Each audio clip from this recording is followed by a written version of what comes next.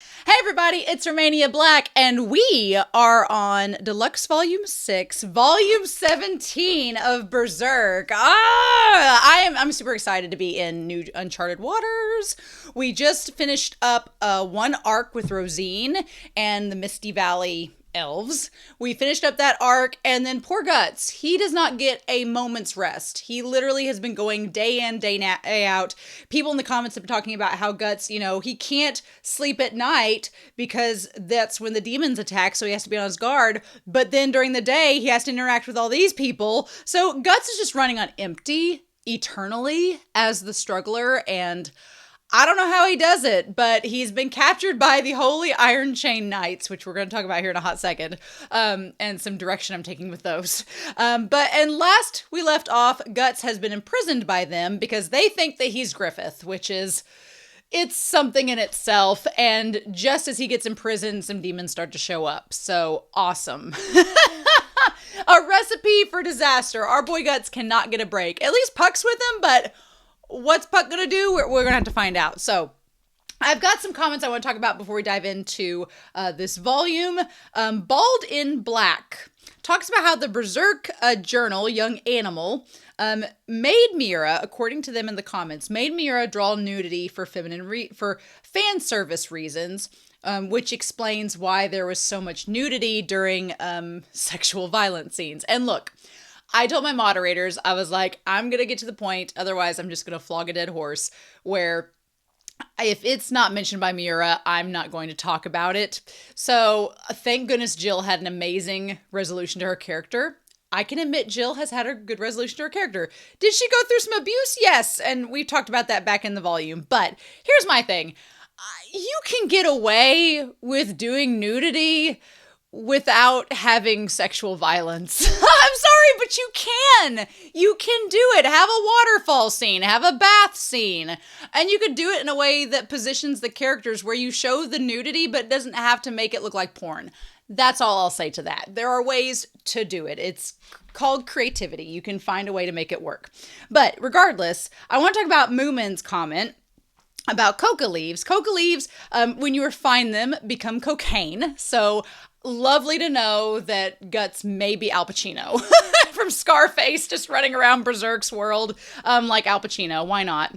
But also, the agent in coca leaves, other than cocaine, is also used in other things such as lidocaine, which if you ever go to the dentist and you have like fillers put in, like I have had done, they're going to give you a shot of lidocaine and you don't feel nothing in your mouth. They're drilling away at that sucker and you don't feel a thing. So the idea, I liked Moomin pointing out, the idea of Guts like putting the leaves in his mouth and stuff as a numbing agent to try to like numb the pain that he's going through. And after last volume where he got skewered through the mouth, give that man all of the coca leaves he can find, because I don't think there's enough out there. But I thought that was really, really interesting, whether he's like steadying his mind, numbing his mouth so that he can do things. My only thing with that is it could also explain why he's just like grunting and making like strangled screams, because if you've ever had a shot of lidocaine in your mouth, you can't speak. Your mouth is just like this. So maybe that explains why he's not saying much during those scenes. He literally can't. So I thought that was interesting. Also, Moomin points out the idea that technically Guts' child, we think that the demon baby spirit is Guts and Casca's kid at this point, or at least that's my theory. That they were bringing these spirits of the children that died, or of the spirits that were near Guts, to Guts for Guts to exterminate, which is morbid in its own right, because when you think about it, they're getting sent straight to hell, but at least they're not roaming the earth and attacking people, so maybe that's what the baby was. I really like the idea of Guts and Casca's baby being this little deformed cheerleader for them, and Guts just doesn't understand what to do with it, and it's like, oh no! I'm waiting for Puck to put two and two together or figure out what the baby is, and then be like, but Guts, it's your kid! And Guts is like, I did not ask for this. So I'm waiting for that. And then there is a mistranslation, like they pointed out in volume 14. There's a mistranslation in the last volume where Puck, when they're on the Raven in the OG version, says Nevermore, which connects back to, quote, The Raven Nevermore by Edgar Allan Poe. So I thought that was really cute. And then they just said, I'm just pointing out, the double helix motif is from chapter 83. It has been on the altar, and it has had that bird symbol on top of gravestones too, which I remember that from the anime. So yes, it seems to be tied towards some religion or some aspect of religious studies here in this world. Cool. And then the last but not least, I haven't been able to look at all of the comments for volume 16 yet, so I'm probably going to have some comments from volume 16 to talk about next week as well. But Emperor Gaeseric, you have changed the course of this entire manga reading, because they pointed out quite cleverly, and I had not thought of this, that the Holy Iron Chain Knights, if you don't want to say that because it's a mouthful, you could just say it by its acronym. Hicks. H-I-C-K. And I was like, I have not been reading them with a Southern accent, but I feel like I was born for this. I feel like if you all have come to the right place. Farnese with a ridiculous Southern accent sounds like an amazing time. Serpico with a beautiful Southern belle voice sounds amazing. Azon with a foghorn leghorn, I say guts. That just seems like a missed opportunity if we don't take advantage of it. So who knows? Might happen here. I will just have to wait and see. It may be horrifically annoying and you all are like, please don't ever do that again. But I'm going to try it out this volume because I'm really excited about it. But Hicks, they're all just a bunch of Hicks. All they're doing is thoughts and prayers against the demons. I'm from a rural area. I'm also Christian. I feel like I can say this. I find the humor in it. So yes, I'm really excited to dive into this story and see what all we get. But I really want to talk about this little cover page for volume 17.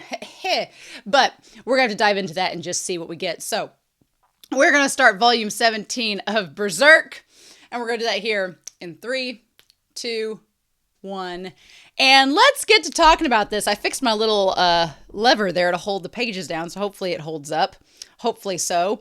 Okay, let's talk about this cover, because this is amazing. I didn't look at it last week because I didn't want to get into this week and be spoiled.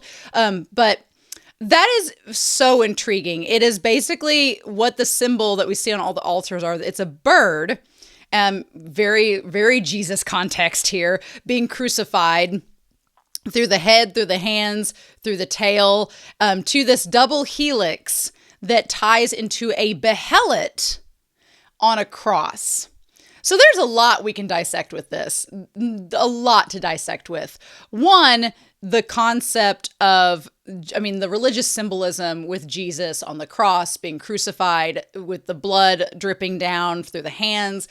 There's a lot you can do through that. We could also talk about how the one pin stabs the bird through the neck, silencing its voice. If we treat this bird like Griffith, for example, you could say that it being stabbed through its neck with a needle makes it to where it can't talk. And so far, we've not seen Femto speak one sentence. So whether Griffith, because Griffith has tongue cut out, whether that means that that's emblematic of that, we're not exactly sure. And then you have the idea of the tail feather and the wings being splayed there and pinned down, meaning that the bird can't fly, so it cannot escape. Now here's the interesting part. You have this helix that seems like it comes out, like it's attached to the bird and comes out of it and then goes down to the behelit. So the question is, and then the cross is skewering through the behelit. So the question becomes, the double helix seems like it is a part of the bird, like it's part of its being, tying it to the behelit. So the question, and the double helix, kind of like a DNA strand, is the concept of destiny embedded in our DNA. It's embedded into our sense of self, where, because the God hands had this whole thing about causality. They're like, well, you can't mess with causality and everybody's destined that all these things are going to happen. And maybe there's some truth to that. Maybe it's the idea that our destinies are tied to ourselves, and maybe there is like a line of our choices determining our destinies. And once we make that choice, we can't escape the consequence of it. And the behelit is specifically tied to that desire that you want. So it's your desire is embedded as part of your DNA. We go back to chapter 83 with chapter 83, that, or the infamous chapter, maybe it is 83. Yes. Where you see that emblem and it's tied to like, are we the God of ourselves, where our decisions determine our reality?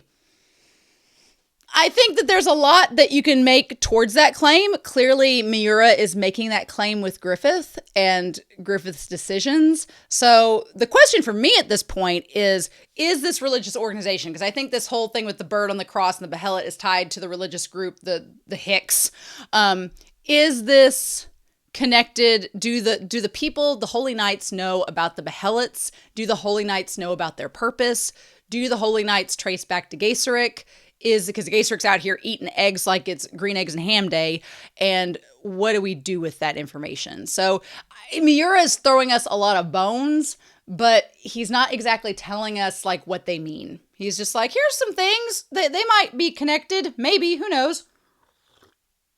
And he's waiting to give us those connecting threads. He's throwing puzzle pieces on the table, but he hasn't told us how they all match up yet, which is interesting. But I really like this symbolism of this first page. It's really, really good. I like it a lot. Okay. Not going to look directly at the table of contents, but Guts looking out and seeing the demons coming out and being like, this ain't good. Clearly Guts is, like, well, shit. I do know from last volume, if last volume has taught me anything, it is that the volume is not over until we get that next cover page with the number 18 on it, or the number of whatever volume comes next. So I was a little curious where last volume was ending. I was like, is this it? But we just keep going till we find that number. So that's what we got to do this time. All right. So the unseen. Guts in this little cage with the tarp over him. Just the most minimal thing ever. And all these little spirits trying to get at him. Yeah, I'm swordless. Yeah, in the shape I'm in. I'm here. Here I am. Zupa. Problem solved. Zupa. Oh my God. Swift hero. Zupuk. Oh yeah, he's still around. God, I love Puck. Puck is my favorite character in this whole story. I'm sorry. I'm so delighted by how at the very beginning of this series, I thought Puck was going to be really annoying. I was like, oh, is this going to be an annoying character? No, Puck is the levity that we need. Puck is every lighthearted thought Miura has in their bones, directed towards helping this madness. Yes, I've come to rescue you, Guts. Here, escape with these keys. Good, let me out. What about thank you? Puck's like, I want some recognition, you little turd. What, for every little thing? Even good friends show courtesy. Look, don't just think that because you've settled in a guy's bag, you can... Don't just think because you settled in my bag, Puck. You can make a sexual innuendo out of that, but we're not going there. We're keeping our minds out of the gutter today. You know, I shall return these. Stealing is wrong after all. Puck's like, well, if you're going to treat me as holier than thou, then I guess I'm just going to have to live up to it. Puck is very well capable of being a Southern belle. I'm fully with that. Thank you. I'll ring him later. Very much. Oh, great Puck. Very much. Oh, great Puck. I can't hear you. Thank you very much. Oh, great Puck. Just pinch and twist. Oh, if I must such a bother. First. Oh my God. Good job, Puck. Good job. Okay. So all of them are coming out. He's like, I'll put the hurt on this garbage. I love Puck has the little seed pod as his sword, but these demons are a little bit scary. So what can we do? Oh. Forget about it. Nighttimers are different from daytimers. Oh. If I don't hurry, I'll lose any chance to get away. I've got to get my gear back. Oh, but all your weapons are in that lady's tent. Okay, so that's Farnese. I'll take her hostage if I gotta. I knew it. You're getting too used to this. Oh. Oh, damn, she's whipping herself. Is it as punishment for taking it out on Guts? Oh. I love her with her hair down, by the way. Oh. What have we here? Puck says what all of us are thinking. Oh, dear God. Please guide me. Oh, my God. And then just Guts showing up behind her. Damn. The idea, I mean, we know Guts is a big man, right? But when he shows up next to her, I just want to point out, Miura, you know what? I can't even be mad at this because she is being like, it makes sense for her to have her shirt off because she's whipping herself, right? Miura put pants on her, put pants on Guts. We're looking, this is the equality that we're getting here. But my God, Miura just knows anatomy, right? Oh, he knocked her out. Oh, charming, huh? Oh, calling her charming. Going back to Serpico. I like the Guts is like, she is not going to watch me dress and put my armor back on. Don't push yourself or you reopen your wounds. Oh, and his hand's still not up to snuff to holding the sword. Oh, he knocked the guy out. Yeah. I gotta take her after all. Oh, look here. Oops. Don't forget Betchy. This is rude to Betchy. God, I love that Puck has given it a name, calling it Betchy. Oh, my God. Well, he could have at least put a shirt on her, but I guess that would have been difficult to rummage through her things. And plus, Miura's like, well, gotta get this nudity somehow. Here we go. Oh, Serpico. Now, Serpico's eyes aren't open, so maybe he's not that, I'll say, Lady Farnese, how did you... But clearing the way, pal. Oh, who says that only clergy can burn someone alive? I'll light her ass on fire. And Puck's like he would do it too, just so you all know. Well, what in tarnation, taking a woman hostage? I can't do Azon in that voice. Yeah. I say stand back, everyone. I really want to make Azon sound like Foghorn Leghorn to match the memes going on at the time. I really do. Oh, damn. Oh, did he light a horse's tail on fire? Oh, shit, he did. I mean, I guess they'll put it out, but damn. Okay, and then he got on. How could you? Puck's like, leave the horses alone. We cannot let him escape. Oh, Serpico's like, nah, I'm going to go back and get her. Oh, no. Does Serpico like Farnese? I'm thinking he does. I'm thinking he is our judo equivalent of the H.I.C.K. And Farnese is our Casca equivalent. So there we go. He's like, I swear you aren't human. Apologize to the horse. Setting the horses on fire. Who do you think? Who do you have to thank for running this far? The horse. Oh, no. And then she, of course, is like, imagine waking up on top of a horse galloping away at max speed and you're tied up, right? Oh. Guts, do not smile in this situation. Shoes on the other foot now. I don't like Guts being like, kind of, you know, I'm getting you back for it. But he, you know, did go up as a mercenary and he's been horribly traumatized throughout all this. So what can we do? And then as soon as he like tries to act like kind of an asshole, he tries to be all Han Solo-y, she's about to fall off and he's like, hey, don't do that. You're going to fall off. And then Puck's like, we're not going to eat you.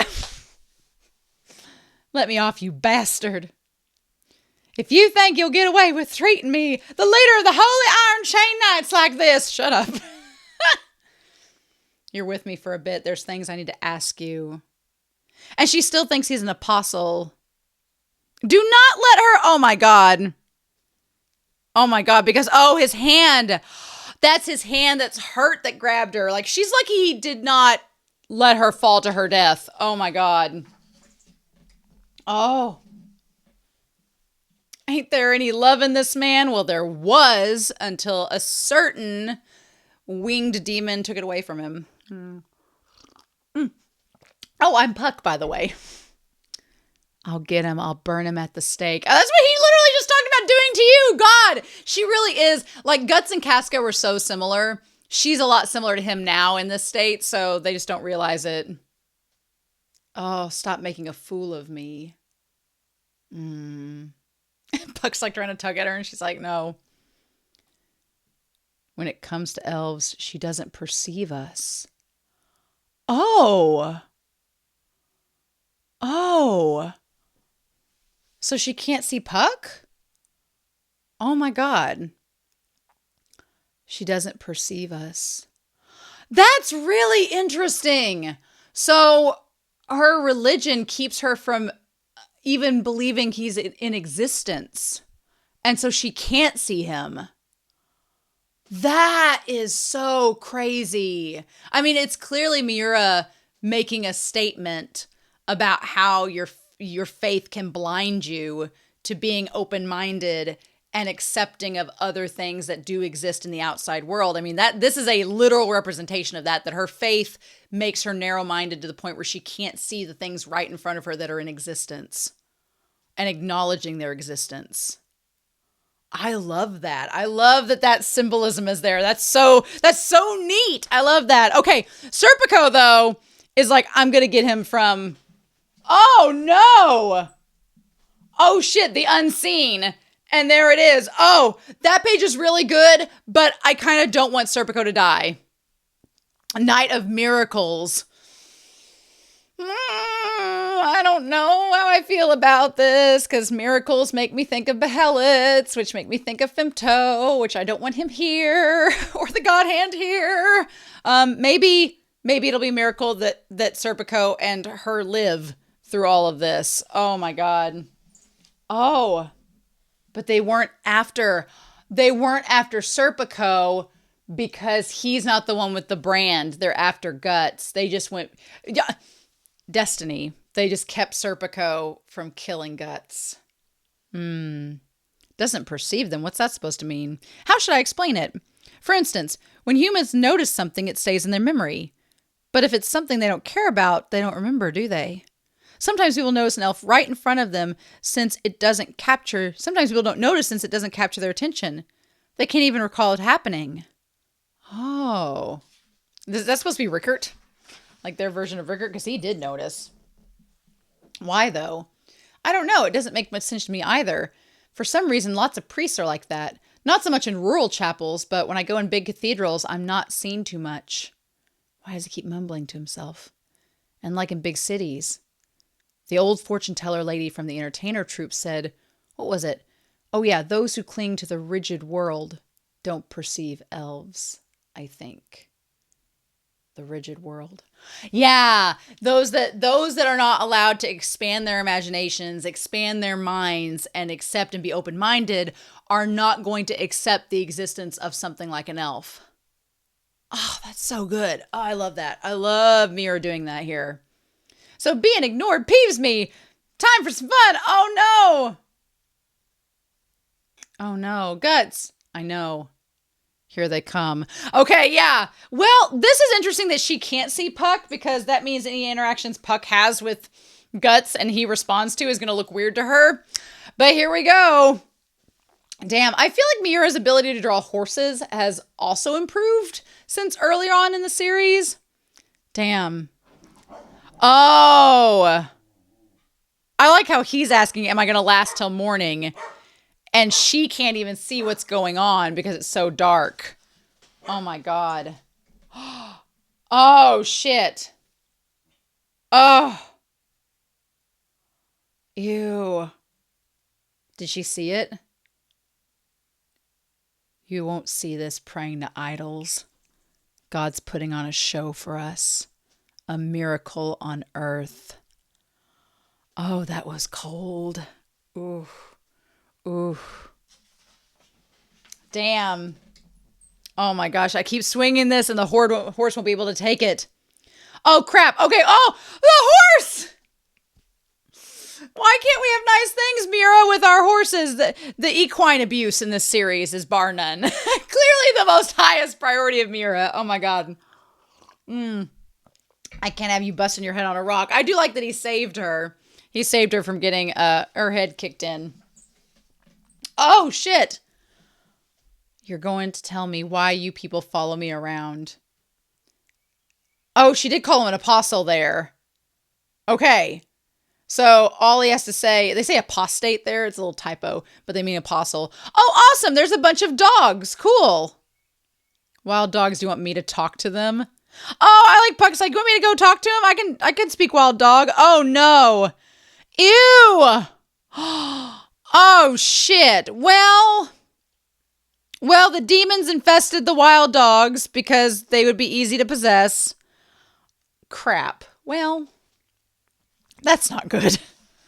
Oh, my God. Why? Yeah, no. Puck's like, I take that back. I could handle them when they were just dogs. That is terrifying. What Full Metal Alchemist horror is this? No. Miura. Damn it. Oh my god. Oh no. Something like this can't happen. That's why it's called a miracle. Of course, Berserk would take something beautiful like a hope, like a miracle, and transform it into something disturbing and dark. Of course, Berserk would do that. Why would we think that it wouldn't? Oh my god. And he's like, it's messed up. Oh my gosh. At this point, Guts' sword like just touches a dog or a demon and it just explodes. Of course, there's eyes going everywhere. Moomin, you keeping count? Oh, and it says to give flesh. Ew. Like it's going to accept it from anywhere. Nope. Why shy away from the good part? If you're so spiritual, give me one of those lines like, dear God. Damn, Guts. With the black cape flowing behind him. Now, I'm not going to lie. The black, like, tattered cape flowing behind him does give off, like, a Griffith Femto vibe. It does give off, like a raven. Like, if Femto is a hawk of darkness, then would Guts be like the Raven of Midnight or something, or Raven or Dusk or something like that. Something cheesy like that. I don't know. But that does make him look like a raven, like a big black bird or a bat. He could be a bat. Could be like that. Just eyes everywhere. I've had my fill of miracles, enough to make me puke. Yeah, I like that Guts is like, look, Guts is like Farnese. He's like, you were really holier than thou to me and everything, and talking about miracles and praying and all this. And he's like, look, I have seen what all this supernatural stuff is about. It's not fun. I don't like it. I'm tired of it. So, you know, maybe as you're looking at one side of the spiritual realm, look at the other side and humor me a little bit.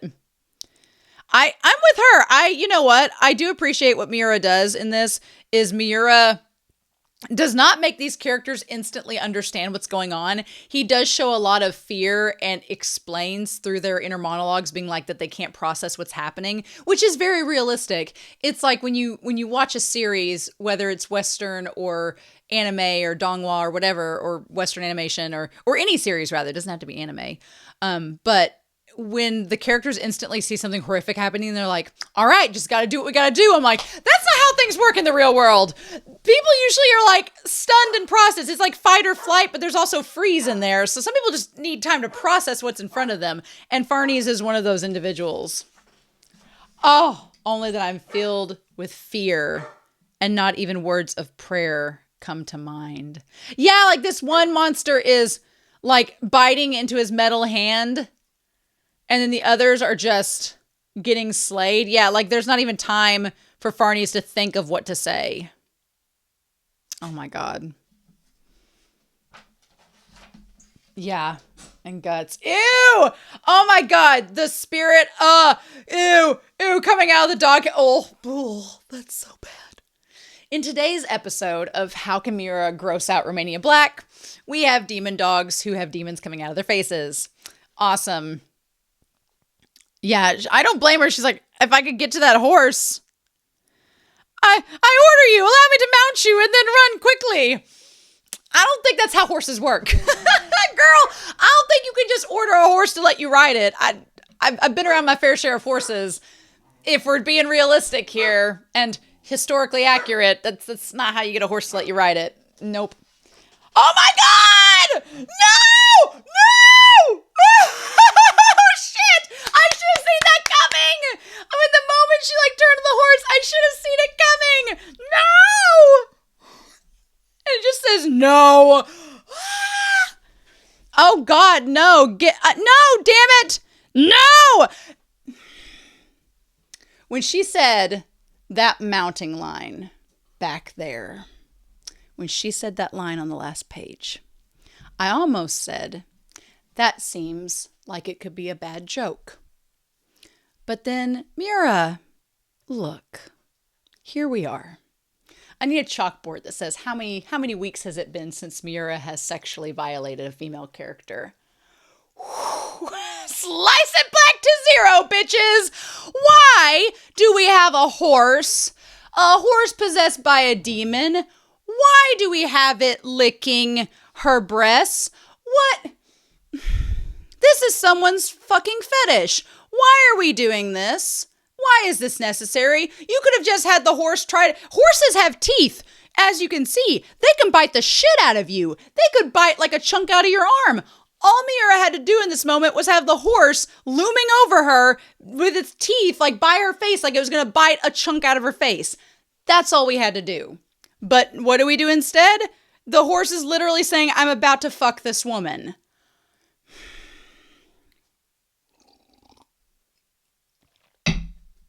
Why can't we have nice things? Series. Why? Yes, why? Of course. And there's the comparison to Casca. Yes. Why? And they even showed like the horse's schlong.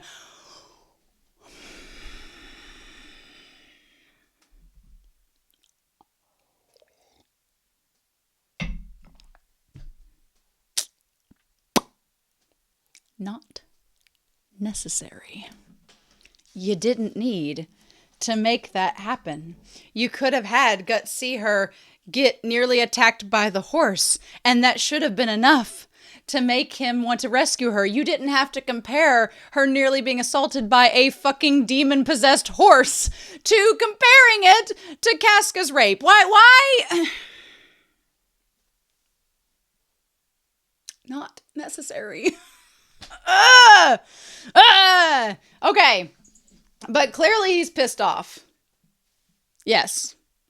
And she's like, well, thank you for saving me from that, Guts. I'm glad we've come into an impasse. And he's like, if you don't want to die, quit wandering around.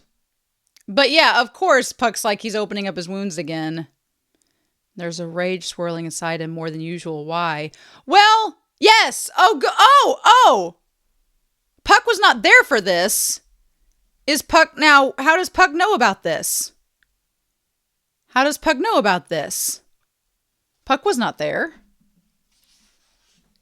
Oh, can he see that? Okay, what was that?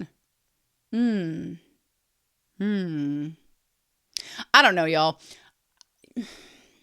We're going to move past this moment.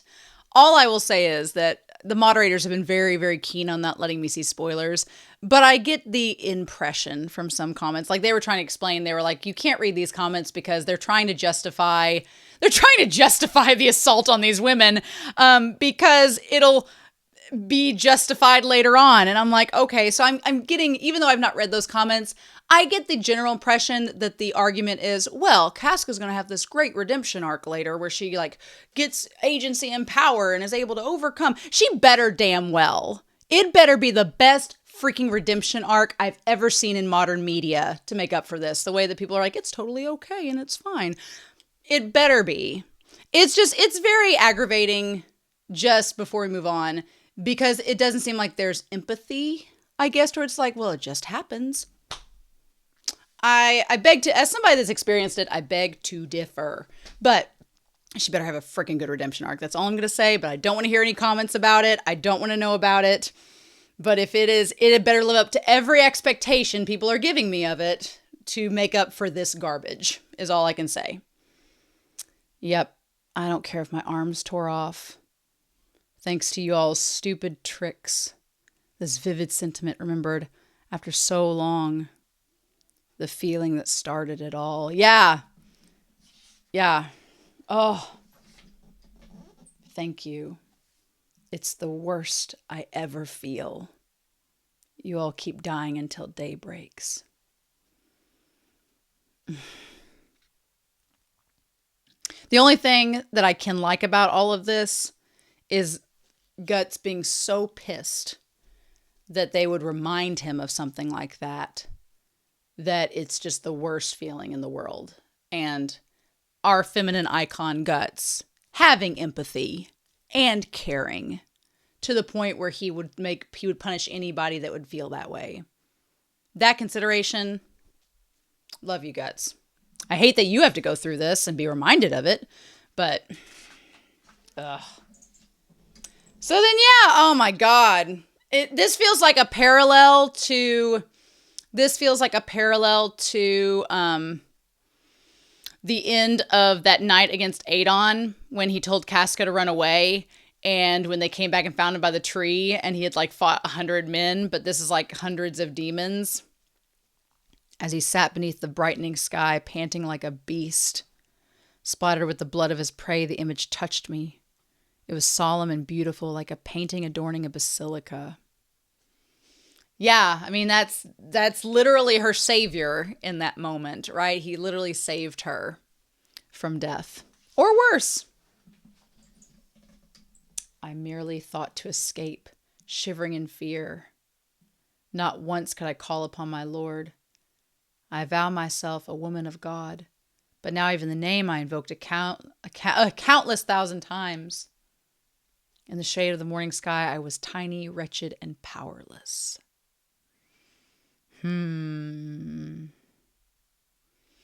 Yeah, just her.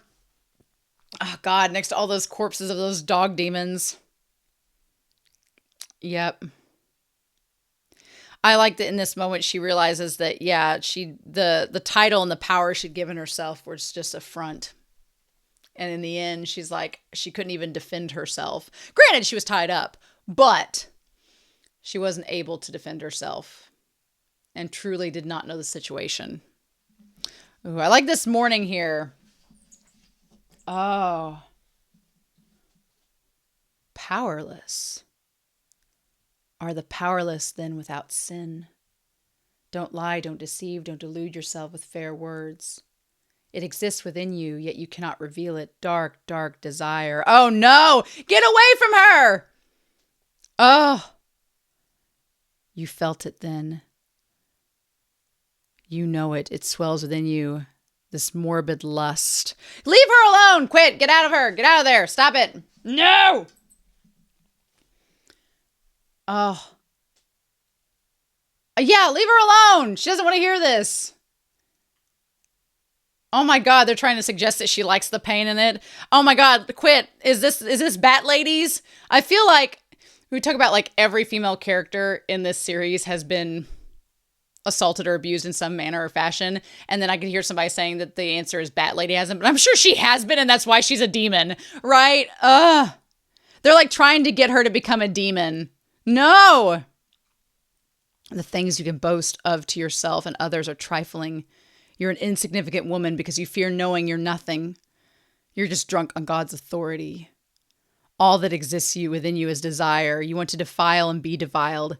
Yourself and others' body and soul. Just such a dark, dark desire. I'm like, leave her alone! Damn it! Here inside, there is no God. Only this aching truth. Oh my God, would you quit, please? Stop! Oh no, is it taking her over? Oh shit, it did, didn't it? You're too far from God. I mean, well, chapter 83 would argue that you yourself are the God, but no, has she been taken over by the demon? Is it going to try to get the Behelit from him? Is it going to try to get Betchy? Is it going to try to get Betchy from him? Oh my God.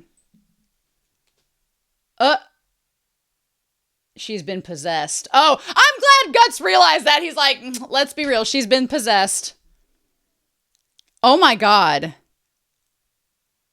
Oh no. Why? But why? I said I wouldn't talk about it as long as Miura didn't do it. But Miura, why? Why you having her riding his sword and mutilating and self-mutilating herself? Why did you have to get her possessed? There's no reason for this. There's no need for this. This is looking like a porno. Do y'all not see that? Am I taking crazy pills? Am I the only one noticing this? I would just want to read a medieval fantasy. I want to just read a medieval fantasy about the despairs of the world. There is no reason for us to have this fetishing porno in the midst of all this. There is no reason. Yeah, and it's not even, here's the thing, it's not even her. It's the demon possessing her. Like, if she was going through this, realization about herself, that's one thing. But she's not even in control. It's something else. controlling her. No, damn it, why? Don't give us the vagina with this. Stop it. Okay. And then sunlight came out. Oh, thank you, Puck, for hitting the demon with your little seed pod. If you're back to normal, get the hell off of me. Thank you. Ugh. Yeah, it like literally, that was the demon's desire, not hers. Oh, good, Serpico. He's like, oh shit. Kill him? Kill him? Girl, Guts just saved you. I know that you were possessed by a demon, and that sucks, and there was really no reason for this all to have happened to you, but... No, don't, girl. He's like, that would be unwise. Yeah, to be honest, that's not possible for me. You saw it. I would only die in vain. It's like, bitch, what? Oh. You caused her to cry, my commander. He's like, don't look at me. Like, there's just a random dog with its eyes popped out. Would you be really willing to overlook things I still owe you? Yes, well. And of course she's ran off. Did she take the behelit? I hope she didn't take the behelit. He's like, I guess you owe me. I was like, Serpico nearly killed you back there, but the demons kept him from doing so. Is that how we're going to resolve this? Oh, okay. Okay. Oh man, I talked last volume, and this is minor, this is like Bleach character. It's not really, you'll find it out in the manga as soon as you meet this character. But Serpico reminds me of Geen from Bleach a lot. And the way that sword just like shot out and his eye opened up. Yes, Kubo definitely drew inspiration for Geen from Serpico. I am fully convinced of it. He's like, oh, just as expected. Oh, you got my boot. Shit. That is a really good page. That's my favorite page spread so far of the series. I love that. Oh. Until we meet again. Is this it? Farewell, you too, little one. Oh, he does see Puck. Interesting. Hell of a dodge. Yeah, Serpico is more skillful than he lets on, but he didn't want to fight Guts because he knew that she was in the wrong, suggesting that he get killed. So good on Serpico. She seems kind of sad, that Farnese person. Oh, gee, I can't imagine why. Oh, Puck. It's like she's bound up on all sides. But I can't imagine why she would feel upset. I'm the one who's bound up more on. Now I got even more to worry about. Dead spirits to priests, what a pain. We forgot to ask why they're trying to catch you. And that image I got from Guts, what was that? I have to kill him and seal his lips. Oh, I love that the coat she's wearing looks like a bird. It looks like that of a bird. Oh. I have to seal his lips. So he doesn't tell about, what she did. Even if she wasn't in control. If he's allowed to live, then I...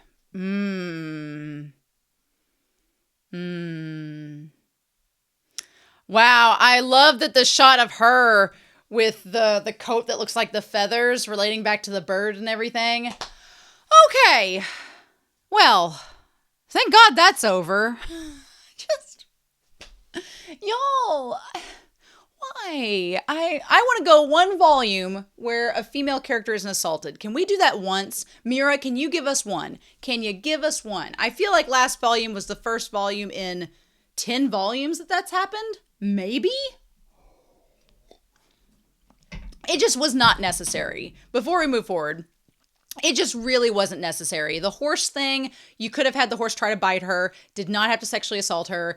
even like you could have even shown her in the position of the horse looming over her, and that remind Guts of Casca. It could have been that. It could have been any moment where she was being attacked by the demon dogs. You could have related that to Casca being assaulted by the demons. You didn't have to go full through with it.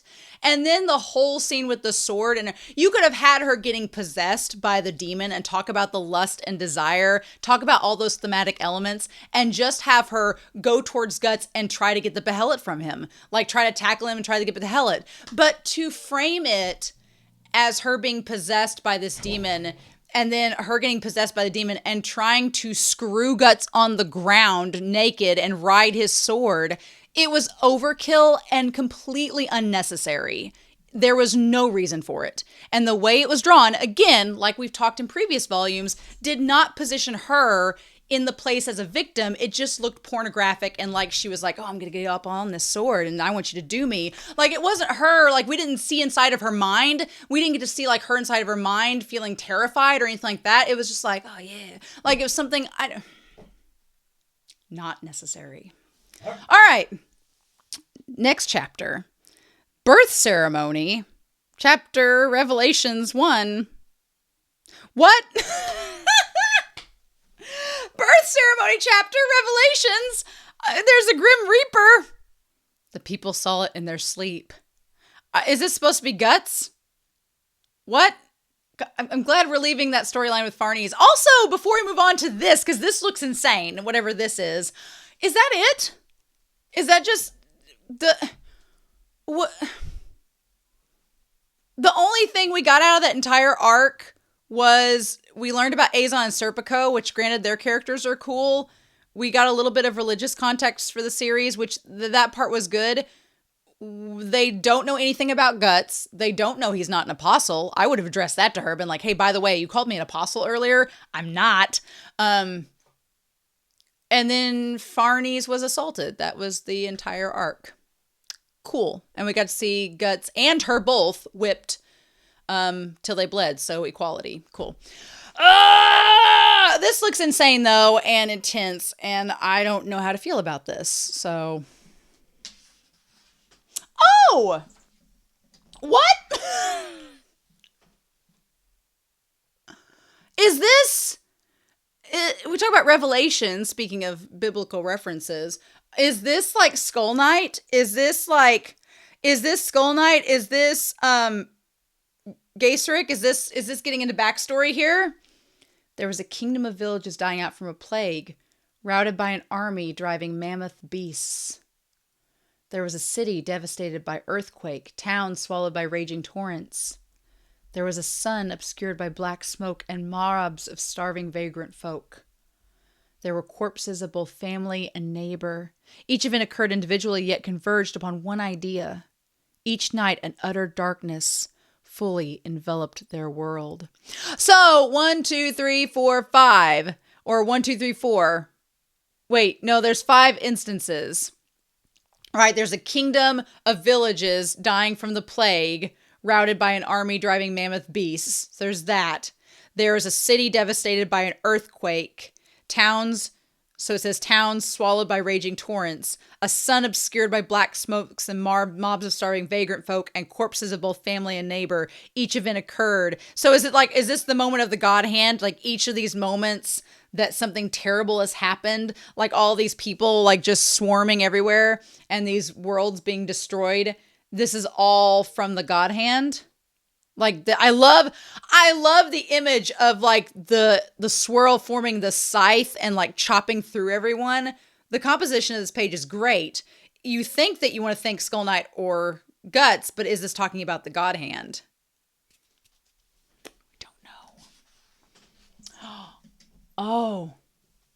Then, amidst such discord, they caught sight of it. A single shining hawk, sundering the thick darkness, alighting upon the blood-stained land. And they believed instinctively this was their desired. Yeah, I feel like all of these instances, and I'm just making an educated guess because we've talked about how angels and demons are similar yet dissonant in this world. I'm going to say just like Femto sprouting his wings, like the female demon sprouting her wings, like Void sprouting his cape to look like wings. Like they all have the ability to kind of look like a bird, basically. And in each instance in the sky, instead of looking like a demon, they all saw it as a hawk. And it was their savior or salvation, but it was actually tied to what they desired. They desired that savior, and that's what they got, according to the laws of causality. So the fact that they're all called hawks could be a sign, too, that Griffith was destined to be part of it. Who knows? Maybe Void knew what he was talking about. Interesting. Or did all of these incidents happen? Here's the thing. I'm going to backtrack to this other page. Did all of these incidents happen within the same time period? Are they all talking about Midland? Are they all talking about once Griffith became Femto that all these things started happening and they all likened it to Femto because he was there at the scene of the crime? Interesting. Revelations. Okay. So we're in Western Midland. Hey! All right. Is this metrosexual night? Oh.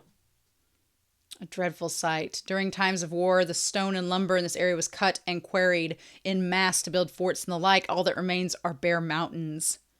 But still this rain. I look forward to some strong drink at the inn this Laban! Yeah, it is Laban! It is our metrosexual night! Yay! Okay. And then he sees all the people here. That was rash. Why this large cloud? I don't know. They seem to be coming from the town ahead. What are we getting? Oh, shit. Oh, my God. Oh, it's a landslide. Oh, crap. Oh, Your Excellency.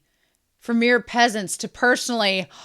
Laban getting off of his horse to go into, our Harvey Dent, our White Knight. He's probably the next to be corrupted, but Sir Laban, oh my God. Oh. Is she dead then? Oh. Oh, I hate it. I'll return soon. Don't tell me. This is... Oh. Oh, the town. Oh my God. Rats are the only things left. Oh, ew. That shot of the rats on the fountain. Oh my God. So what caused this? Oh shit. The plague, as I feared. Oh. They've gotten big and fat. They come from the devil. They brought this plague here. Oh, we're talking about like the Black Plague. Yeah. Okay. Grim little reapers. Oh, that's so crazy. Ah. It's since these rats started growing in numbers, the plague spread throughout the town. Which, if you do any research on there, it's actually not, it's the fleas from the rats that spread a lot of the plague. But gross. We reap what we sow. Won't you leave town? I don't care to desert the town at my age. My whole family's dead anyway. Be off before death haunts you too, Sir Knight. Waving your sword around will do no good in these parts. It's the same spectacle throughout the kingdom. Plague, famine. Oh my God. Oh my God. The rat coming out of the mouth of the person. Nope. Miura, what the fudge? No. Mercenary bands turned into robbers. A dark shadow casts over Midland. It's not limited to this kingdom. Is this the price of 100 years of war? Oh, that's a really good, interesting way of him putting it. I like that Laban is like, is this our fault?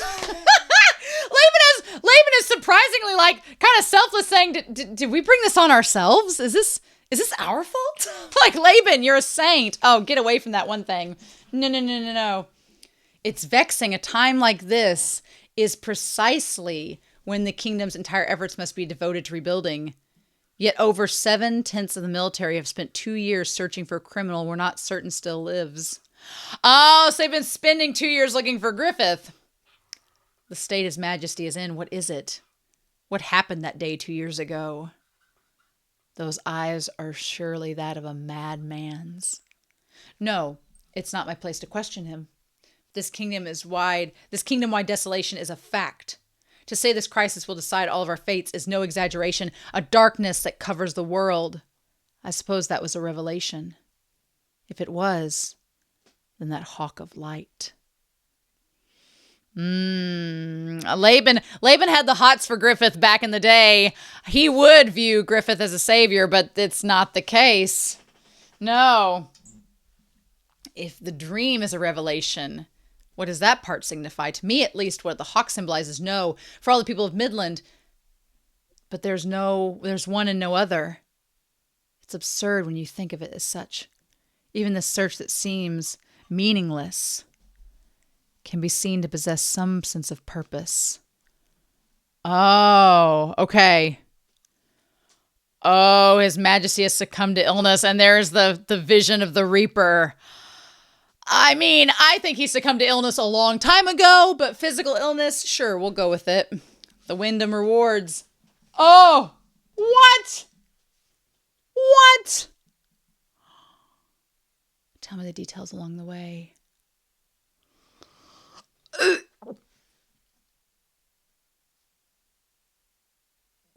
Oh, it's the one. Is that Clanad or whatever his name is? Is that Conrad? Oh my God. I don't think I can look at a rat the same way again. I don't think I can.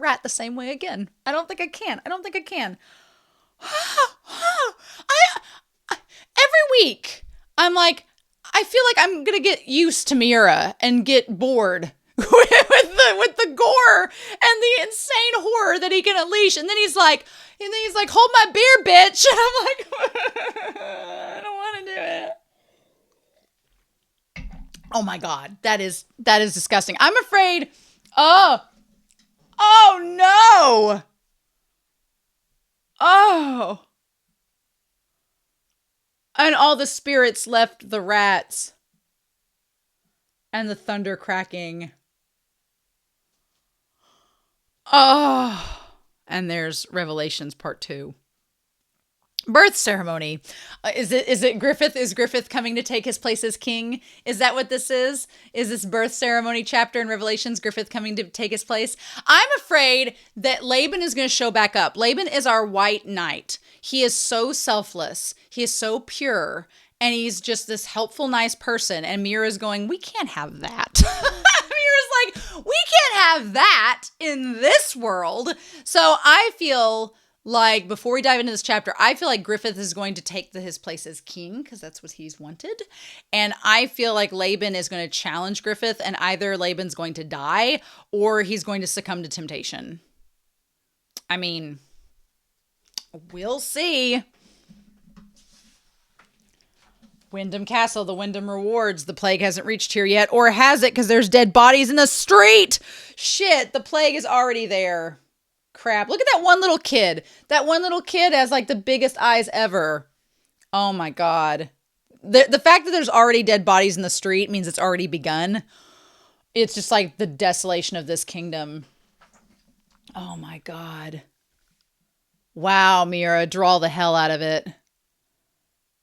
And he wants Charlotte. Of course he does.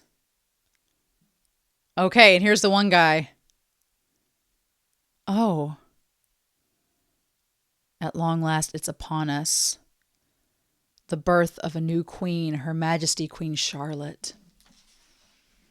But consider her disposition. There's hardly a chance she will not appoint a regent. Yeah, because I can't see Charlotte being queen. I can't see her ruling with an iron fist. No, she's definitely not Queen Elizabeth standards on this. Those in Candice are Gustav, yes, and Hugo. Could you imagine Hugo? No.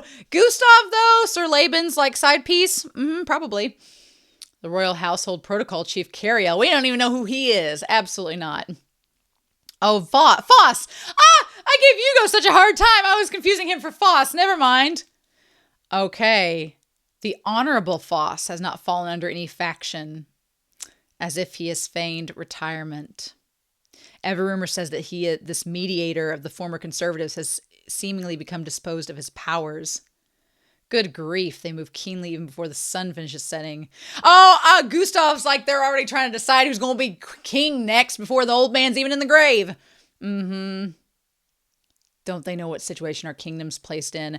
I don't feel comfortable for Gustav and Laban because I feel like Laban and Gustav are like of sound mind and really nice people.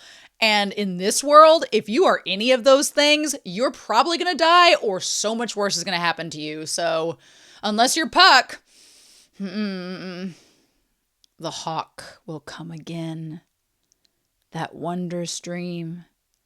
The wonder stream of the hawk of light. Well, I don't know. You know, during the plague in Egypt, the angel that came probably seemed like a hawk of light too, except it killed all the firstborn men. So, you know. Okay. The priest clamored it was God's revelation. It was a good omen, signifying the appearance of one who will save the people from every calamity, now wielding its menace. Not that one such as I could truly comprehend the will of God. But His Majesty falling ill happened after the people began to talk of the dream. It's a strange thought, but that dream happened is the only unmistakable reality. A miracle surely has occurred. Oh, Lord Owen, not Gustav, Owen, there we go. It's Owen and Laban. Okay, yeah, oh, poor Charlotte. And of course, she still has the dolls from her and Griffith. Oh shit, if Femto shows back up, what is he going to do with her? Miura. Don't do this to us. It's cruel, a single timid girl made to bear the burden of everything. His Majesty is on the verge of death. And you're like, that man is bullshit. I ain't gonna recognize him. I don't care if he's my biological dad or whatever. She's like, just hurry up and get it over with. Don't torment me anymore. Oh, the king on his throne. It's cold. Oh, this is so good. I don't blame Charlotte for not wanting to see him, though. Like, let's be real. Oh. For now, a fire. I'll freeze to death. Someone bring fire, bring warmth. That's it. I wish for warmth. Move aside. My desired is... Oh my God. Uh-huh. Yeah, his desire, the White Hawk. Yep. Yeah. Damn. And him seeing Griffith with her. And that's so crazy because Griffith, you know, for the Band of the Hawk, he was that symbol of their desire to rise above the places that they had started at. Their desire to, you know, be like Drake, started from the bottom, now you're here. And Griffith was their means of achieving that. So he was like that White Hawk to them. But now, because of Griffith's selfishness, that's all been distorted, but they don't know that. Oh. Wow. I sought after you. Oh, as a rescuer to liberate me. A solitary man from this prison called a throne to madness. The king on his throne. Is he going to say that Griffith is next to be king, that he was wrong? And that he should have been looking at Griffith to be king all along? Or did he just die before any of that happened? Oh my God. Oh. And of course she's like, save me, Lord Griffith. Girl, you don't want Griffith near you right now. You don't want him anywhere near you. You don't want, nope. The mountains are moving. The mammoth beasts that caused the plague and tousled over the people. Yes, that's exactly what they were talking about at the beginning. What did they say way back in the beginning of this part here with Revelations? What did they talk about? They talked about something really bad. It said there were kingdom of villages dying from the plague, routed by an army of driving mammoth beasts. Well, that looks like it's about to happen. A city devastated by an earthquake, town swallowed by raging torrents, and then the eclipse and the corpses of neighbors and them. Yeah, this is all seeming a little familiar. Seeming a little, but who's driving the mammoths? What? What? All the eyes. Who's up in the mammoth? Who's up in this? Who has the hearts and the eyes? What? Who's up there? Excuse me? Excuse me? Wait. One man against a band of 300 mercenaries. Are they talking about guts? Oh, we shouldn't have taken this guy on. Blame the boss, he was so hung up on getting famous. The legend was real. He's the god of the battlefield. Oh, the Immortal Zodd. Oh, okay, who killed the mercenaries. They're talking about Zodd. Oh, shit. What? Conviction arc. Revelations, part 3. The birth ceremony chapter. Oh, well, he's here. Oh, well. Oh, no. I used to think that seeing Zodd was a good thing, but no, seeing Skull Knight's a good thing. Seeing Zodd is a very bad thing. Seeing Zodd means bad stuff's gonna happen. Look at him with this bitchin' ass sword, though, with like the beast coming out of it. And he's got arrows stuck through him. Is he with the army on the mammoth? What is happening? Oh my god, what? Oh, and all the ravens and crows. A feast for crows plucking their eyes out. How many times have I scoured battlefields, sitting on piles of corpses I've made, wandering for 300 years? I guess seeking among men really is useless. I've stood before the apostles so many times, but somehow they're no good. They cannot satisfy me. There really are none but you, wretch. Ah! Oh, give me this Skull Knight Zodd relationship. Give me this enemies to lovers. I'm not asking for much. Oh, yes, that man. Oh, yeah. Well, Skull Knight, obviously, but, you know, that man, the branded swordsman. He's cut down several apostles. He must be somewhere creeping about in the night. Oh, the only levity is the potential supernatural and supernatural relationship between Zodd and Skull Knight. That's all I got. That's all I have to look forward to. Oh, in any event, my desire is just one thing. Oh. So this bird is a thing. I thought it was just a metaphor. Oh, it's a dream. Oh, this bird is the dream. Okay, so he's dreaming right now. The dusk between dream and consciousness. Why? What you sought were not words, immortal. Is Griffith invading everybody's dream? Because that bird's beak and mouth looks exactly like the helmet of Femto. Oh! I only seek the strong. Only the absolute strongest. Ah, yep. And then it gets around him. And Zodd becomes a beast. Yeah. I mean, Zodd clearly has become a demon if he was human, but just trading for strength. Oh. Oh, it was capable of cutting him. Oh.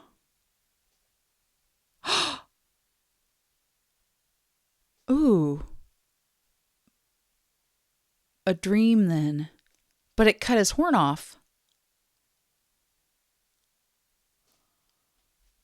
What? Oh. When the sky falls at holy ground, where blind sheep gather and erect a pillar of fire,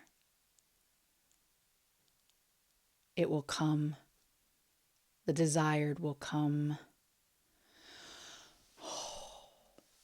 Ooh. So maybe it did attack him as a warning to remind him of his desire. Griffith is there to cock block just when Zodd's thinking about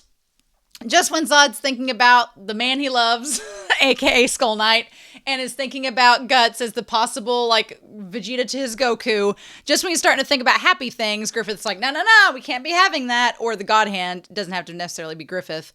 But, so when Sky falls at the holy ground, where blind sheep gather and erect a pillar of fire, it will come. Well, the blind sheep, we did say that Femto was like the king of the white sheep, right? Master of the black sheep, king of the white sheep. The king of the white sheep would be humans, black sheep would be demons. So he controls the demons, but he rules over humanity. That's what the God Hand said. So erecting a pillar of fire, that could end up being a lot of things. And Guts and Puck are in town. I'm gonna guess they're gonna be involved in this somehow. Oh my God. No. I thought we just got done with some peaceful bugs, fighting bugs, and got Rosine's story arc. What volumes 15 and 16 seem so quaint now compared to this one. Volumes 15 and 16 are the quaintest things now in the world compared to this. This place is the same, and the church is filled with dead bodies. This is like a zombie apocalypse. This is like a zombie movie.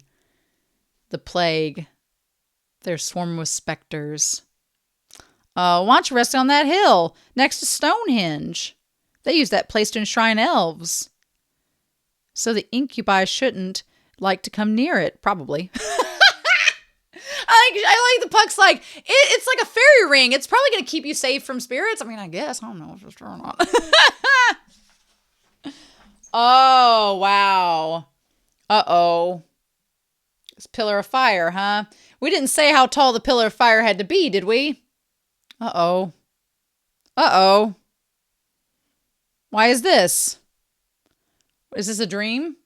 Are these dreams? We instantly cut to this. I don't like that. Oh my God, why? Why are we burning Casca at the stake? Her hair's all grown out. Why are we burning her at the stake?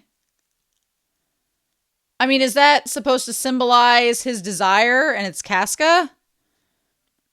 Why are we burning her at the stake? What are we doing? Oh my God. Oh, of course. And then, yes. Oh no. Did the incubi do that? Oh my God, it's his baby! It's his baby! I mean, burning her at the stake, why would they do such a thing? And then being tied to the hawk and the desire. I mean, and Guts' desire is to get back to her and to have a future with her. But obviously, Femto is preventing that from happening. But there's their baby. And the reason why it can get close to Puck and Guts is because it's not evil. It's just ugly. Damn it. His baby is just ugly. No. Oh, damn it. You did it just now. Danger. Oh. What are you trying to pull? Danger, hurry. When the sky falls at the holy ground, blind sheep gather and erect a pillar of fire. Hurry quickly. Ah, shit. Well, hell. Baby, I know you're trying to save your daddy. I know you're trying to help, but, Guts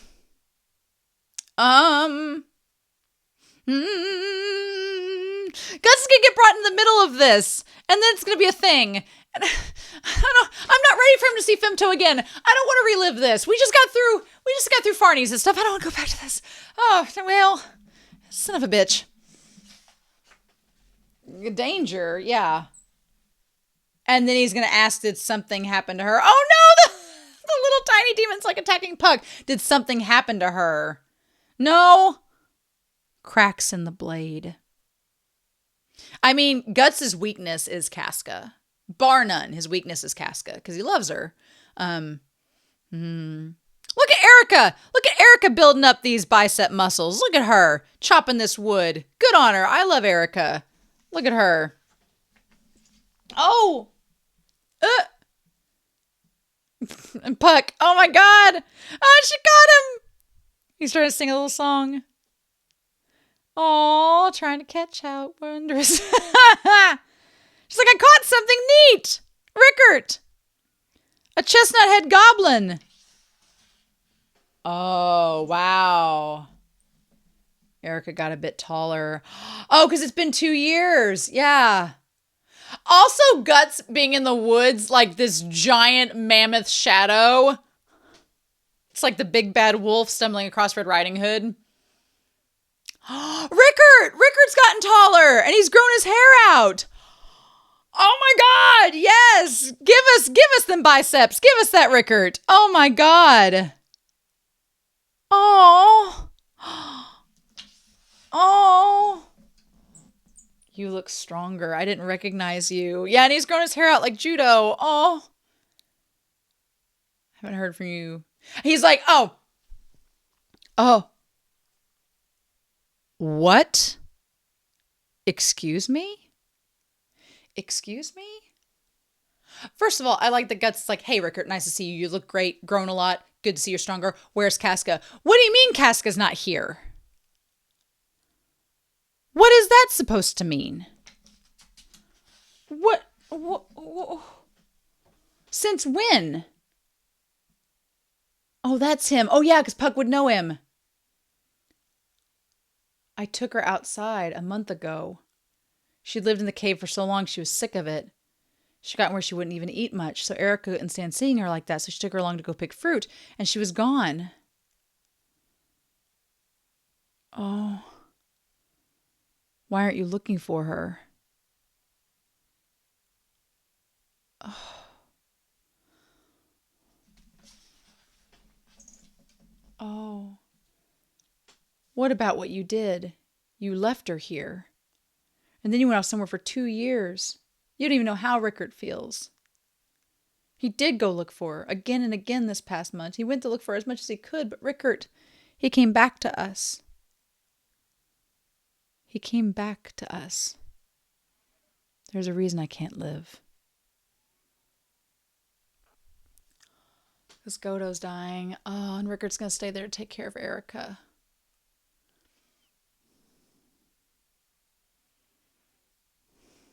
Oh, I want Rickert and Erica to be together, but oh, Godo.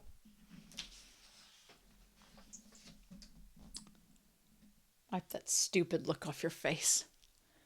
I hear you can't throw a rock without hitting a dead body down there. That's what's weird to say about seeing a half-dead old man or two. Plague. Nothing so special as that. It's just old age. Just when I thought I'd have a quiet, peaceful death, the noisy idiot had to come back. I had to get to see you before I die. I guess God's sympathetic after all. So, enough long-winded speech. Let me see the sword. Blade nicks, rust, blood rust, bents. Shouldn't even be this way after 10 years. It's going to take more than a little elbow grease. You make a blacksmith cry, you know that. I guess you swing in and shoot too often to eat and sleep. You can't stay sane forever fighting that way. Oh. Oh, this is heartbreaking.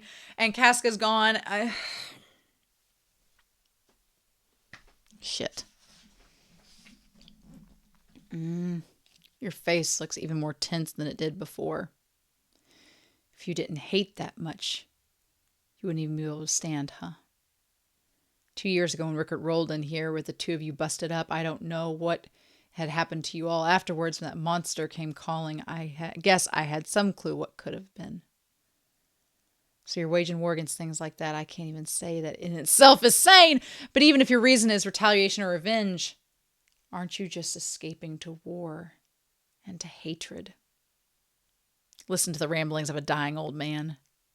The thing about hatred, it's the place where people who can't look sorrow in the eye without wavering run off to. Vengeance is like soaking a blood-rusted sword in even more blood and sharpening it. You sink the blade called your heart deep into blood in order to fix the nicks called sorrow. The more you sharpen, the more it rusts, so you sharpen it again. In the end, all that's left is a pile of rust and scraps. Oh, come on, it ain't like you to lecture. You tell me to become a blacksmith or something. I wouldn't blame you if you wanted to. You've got some huge nicks in your heart. Damn cracks called fear running all through it.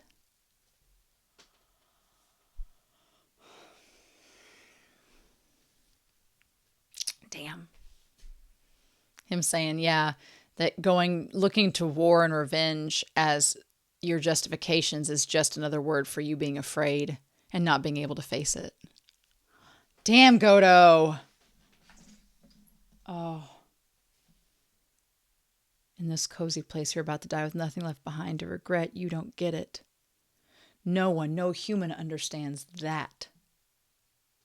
They died. No one was left. None of it made any sense. Suddenly, unfairly like bugs, without understanding anything. They were all young. They could have done something if they'd lived, but still in an instant, to me, they were irreplaceable. You abandoned those irreplaceable things. You went alone. On that day 2 years ago, in your hopeless suffering, you left the last irreplaceable things you had and went away by yourself.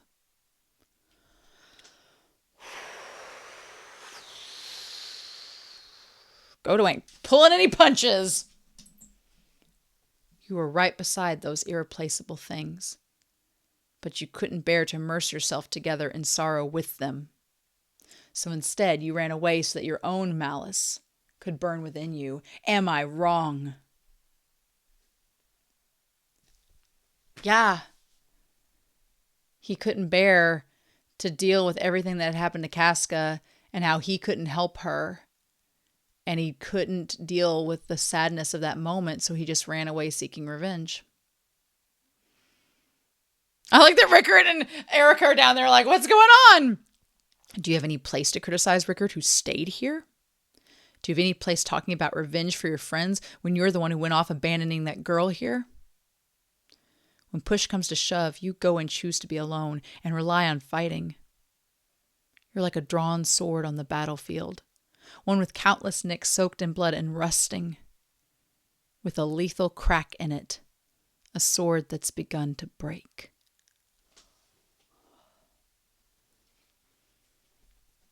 This chapter is everything, by the way. Oh my God, Godo, just having this conversation, like just letting him have it. Oh yeah, because Rickard did stay, and he's learned to be a blacksmith, and he's staying with her, and I just want the world for them. I just want the world for the two of them. Please, thank you. A feeble flame. Oh, and they put swords down for everyone who's lost their lives that Rickard made. I want Rickard and Erica to stay, get married, have children, be great forever. Please and thank you. Oh, Rickard. Their graves.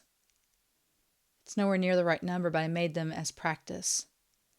It's not like everybody's underneath here, so maybe I'm just consoling myself. We did all this time in the field, didn't we? 2 years, plenty of time for a person to change. In the time I've gone on hating, Rickard's done this. Funerals to accept the death of his comrades, he found a new way to live through that vigorous strength of his.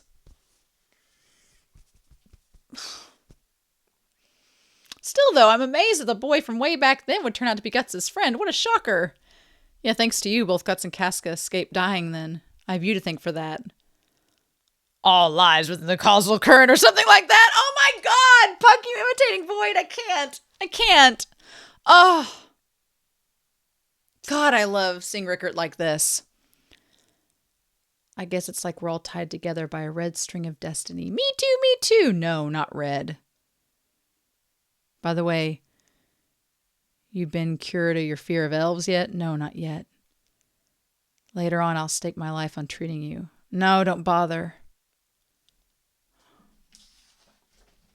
It's the same as it was. There definitely is somewhere. This is definitely somewhere elves lived. No evil spirit's going to be able to break in sneakily here and sneak in easily here. I know you're anxious, but rest well tonight. There's a lot to talk about, but for now we'll hurry and repair your sword and hand. They look pretty abused, so we'll get to them where you can head out soon. Rickard. Oh, what about me? You'll be cuddling with me! Erica's like, I get you. About earlier, I'm sorry. No. I'm the one who's sorry. It bugs me too. But these 2 years, being here, I've formed some important bonds. I love how Rickard looks there. He's getting more mature and growing up. What am I, a babysitter? You got a problem? Oh. And now he's where Casca was? Wow. Yeah, just seeing that. I can't sleep in the dark without a sword. No, chances are I won't be able to sleep at night for the rest of my life.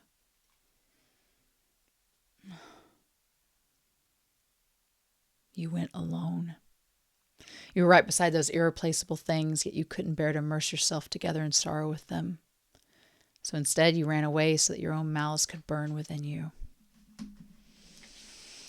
Oh my God.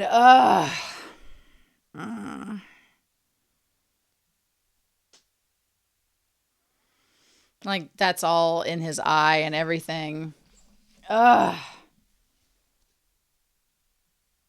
Nope.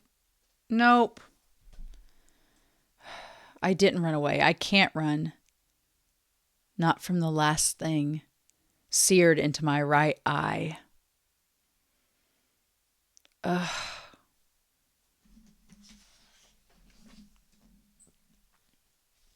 Fear, malice, I don't know. Possibly it's both. But I can never atone for this dark flame. Oh, and there's that. Oh, no. If I can't atone, if I can't escape, all I can do is burn myself and my enemies with it. Oh my God, no. The blood must flow, so keep killing. It will still thirst forever, all alone and always. Why does this black fox monster follow him everywhere? Why? Maybe what Godo said is right, though. Yes, please, do not forget what Godo just said. He had this beautiful speech to you. Do not throw it away. What can I say now when I left her in a state like that? I've got no right talking about revenge for my comrades when I abandoned Casca. And I abandoned the band of the Hawk itself. Yes, I'm glad Guts is coming around. Whatever this black beast is, whether it's in his heart, whether it's a demon that's attached itself to him, whatever it is, it's trying to like keep Guts's bloodlust going for whatever inside of him it represents. But I'm like, do not forget Godo's speech is true. You did leave them. You did abandon Casca.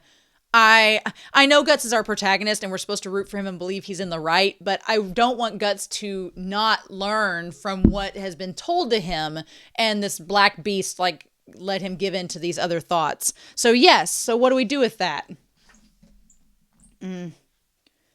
Former Raiders captain. I won't accept it. I don't know if it was some dream or what, but he left on his own. He wasn't here when things were at their worst for us. Think I can call someone like that a comrade? Well, you've already separated yourself. There's no obligation for you to go that far. Take her with you, even if you drag her this time. And if you don't, you fight your own battles, right? You have to go. Even if it's alone, you have to go.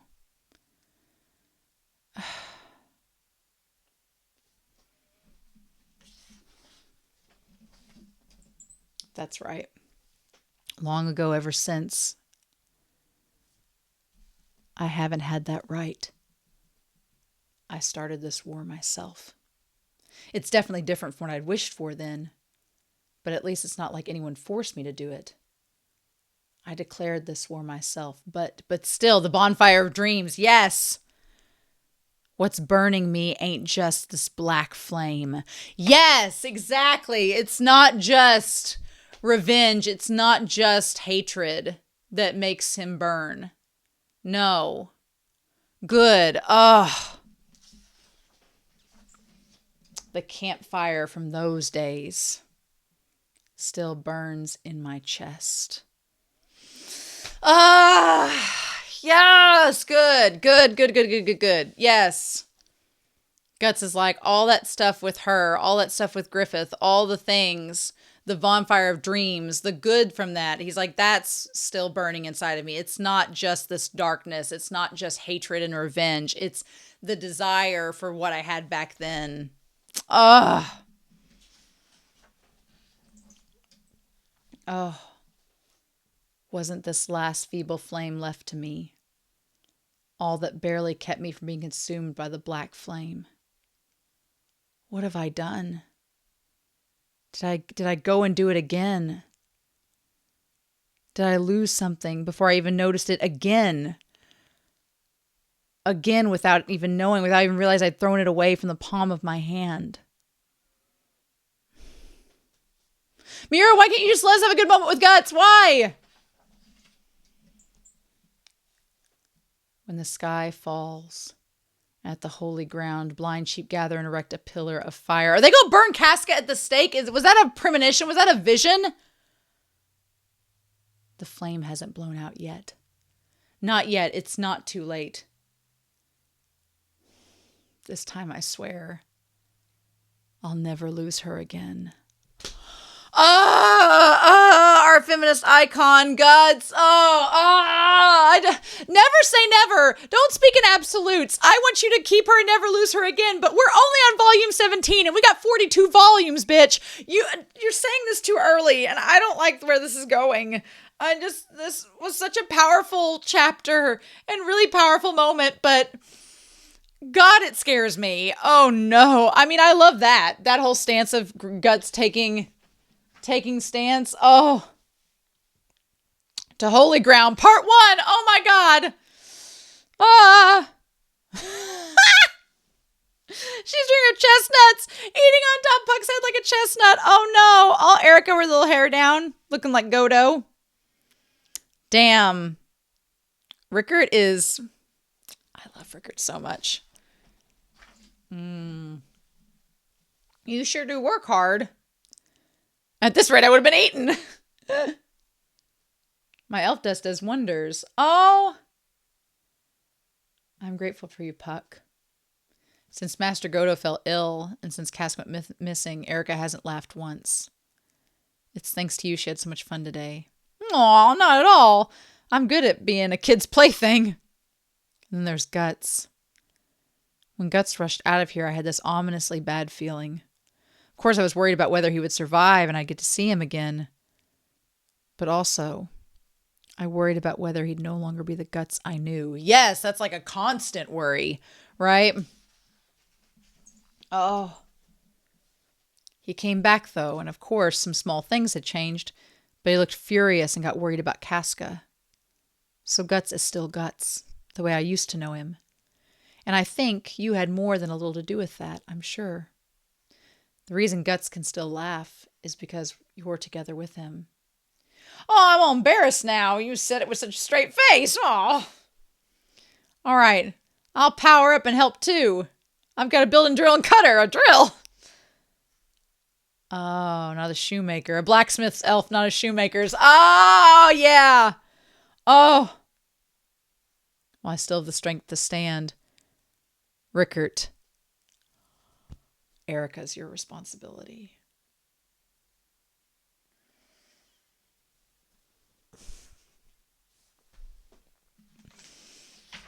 Oh, Godo just gave you his blessing to stay with his daughter. She ain't my real daughter. She's an orphan who lost her family in the war. It's not rare these days, but I happened to pass by. I felt it was weird that he was so old when she was not that young, not that old. When she'd been burned out of her house and crying. I brought her home and raised her. It weren't like me at all. But it let me, who'd known nothing but steel since the day I was born, feel human. But then sure enough, when it's time to die, it's good to lean into it alone. Oh my God, this is so good. Oh. Even if it rusts and drills, has good steel that never rusts, left over in the core. The steel, its ultimate steel, even if it cracks. If you return it to the fire, it's sure to be reborn. Tell this to that fool. Don't turn out like me. Oh my God. Oh. And the idea of fire and rebirth and all of this. Oh. Damn. How's your new armor? The master had it ready when you came back. It's lighter than it looks and it feels good. Oh, I invented that used gunpowder and a new repeating bowgun. Nice. Power upgrade. Someone described this as like the checkpoint, like the healing ground where you like go save point, you heal up, and then you go. That's literally what this is. I hope that means that Rickard and Erica are going to be safe, because I would like them to be safe. Ugh. How do you know? Searching for randomly could take forever. Do you know anywhere called Holy Ground? Gathering of Shepherds. Come to think of it, if you follow the high road northeast for about 3 days, there's an old monastery called St. Albion Temple. The Conviction Arc. Oh, the Tower of Conviction. Oh my God. Oh, Miura. Oh. It's overflowing with refugees from the plague. Heretics are mixed in with the refugees, and an Inquisitor will be dispatched by the Holy See before long. The Holy See, that's with the Hicks! Oh, shit! It's going to be a witch trial. Oh, the chances of Casca being there are slim. Rickard, I think you've never been more wrong in your life, but okay. I don't think she can make it that far away. And first of all, there's no basis. There is a basis. There's a basis. It's grasping at straws, but it's all I have for now to believe it.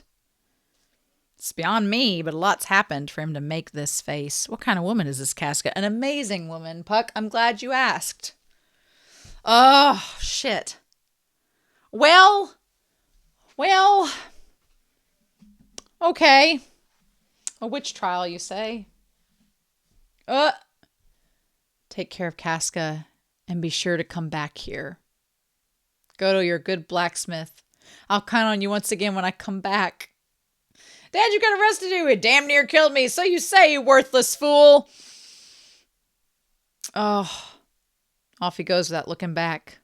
That's how it is with that fool. This might be our final parting, but you haven't even gotten time to stop and acknowledge it. It's better than getting all gloomy. He turns and starts running towards something one way without noticing some other thing falling to the ground. It really is beyond our control. Beyond our control, living and dying. Oh, I want to cry with Godo's entire speech. Oh.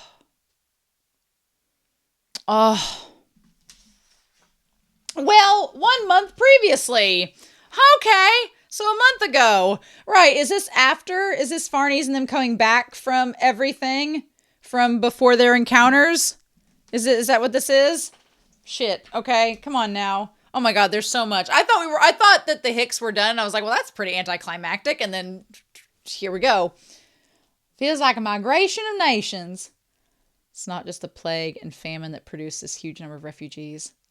According to the information delivered by the Holy See, a bit ago, several days prior, a large Kushan military host from the Far East crossed the mountain range and invaded. That's the one with all the mammoths that we did not see who was leading them. So there's that. They took advantage of the king's death. Oh, to capture the royal city Wyndham. At present, it's uncertain whether the prominent nobles or the next queen, Princess Charlotte, is alive or dead. Well, of course we don't know. So the king died. They got invaded by these mammoths. We don't know what the outcome was. Awesome. Misery loves company.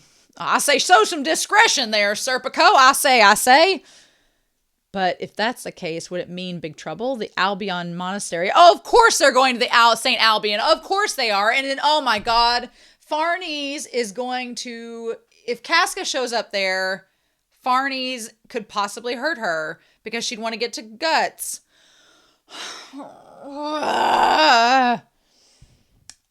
It's under direct control of the Holy See, but nevertheless, it's near the Midland border. Are not the Kushan the old enemy of our religion? Is this time for such carefree inquisition? If anything about the situation changes, subsequent reports should arrive from the Holy See. Until then, we may simply remain silent and undertake the mission given to us. Lady Farnese is in a worse mood than usual. Do you suppose it's because she was relieved of the duty of arresting the Black Swordsman? Oh! You let him slip away. Oh. The Holy Iron Chain Knights are different from ordinary heathen forces. They're God's earthly mouthpiece. Then you mean we're just an ornamentation? We mean its existence is ceremonial. Damn it, so she tried to speak up about it and got put in her place, being like, you guys are kind of just here for decoration. So, Wow. Fortunately, you yourself are of the world-renowned Van Diemen family, which boasts great fortune. So Van Diemen? Okay. Based on your father's good word, we were somehow able to settle the matter amicably. Wow. So to add insult to injury, they basically told her that their entire division is just ceremonial. They shouldn't have been in that much of a conflict. And because she's a Nepo baby, she's getting out of trouble. Oof. Well, it's established that the leader of the Holy Iron Chain Knights is traditionally a maiden. And finery is all well and good. There is some margin for consideration. Oh, shit. So normally, in any case, the proposal of the task of arresting the Black Swordsman was yours personally. With an outcome, we have no choice but to suspend it. Oh. It's not as if the Black Swordsman has been confirmed to be synonymous with the Hawk of Darkness described in the Revelations. Now that we've looked over your written report, we'll need to have the Miracle Recognition Department look further into the matter. Oh my God, the Miracle Recognition Department. There is no time for the Black Swordsman. Truly, we must hurry to establish a discourse regarding this Hawk of Light dream, which we have recently received reports of from each land of our religion. Many, even within the Holy See itself, have reported experiencing it. Reality seen through one's eyes is better than confines of conjecture. Miracles first hold power when they become reality. And controlling the recognition of that power is our obligation. Why did you show us that horse again? No! Stop it. Girl, I wouldn't be able to ride a horse ever again after that. Nope.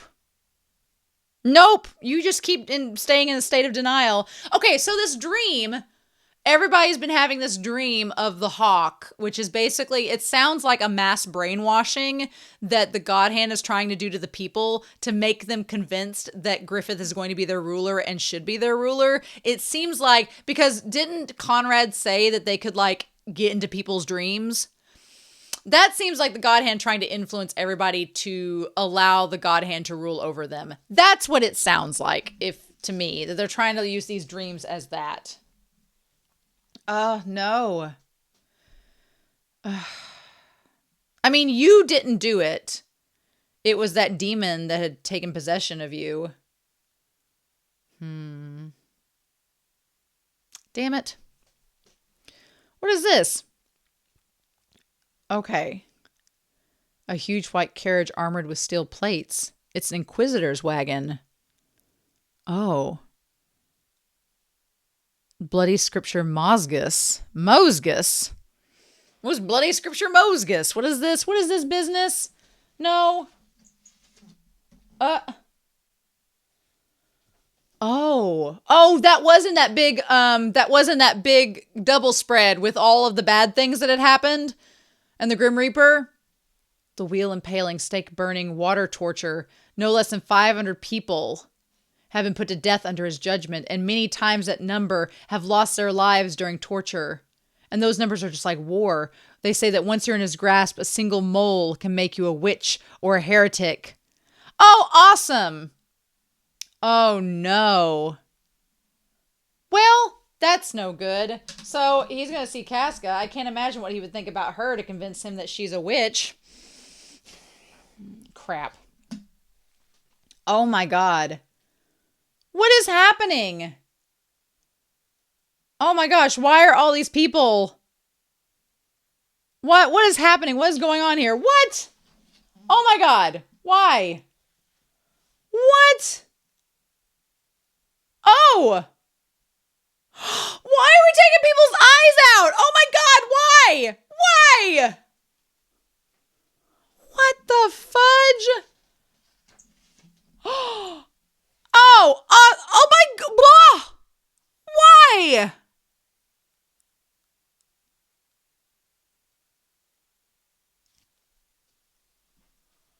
What?